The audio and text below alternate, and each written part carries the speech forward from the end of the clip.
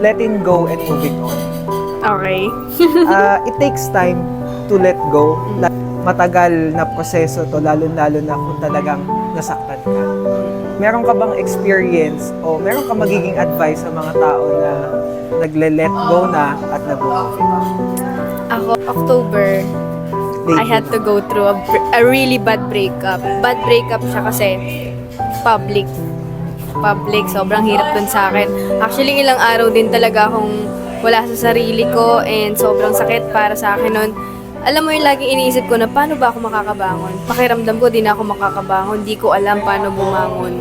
And ang hirap sobra. Walang katapusang iyakan yun. Tapos, syempre lahat ng memories maaalala mo.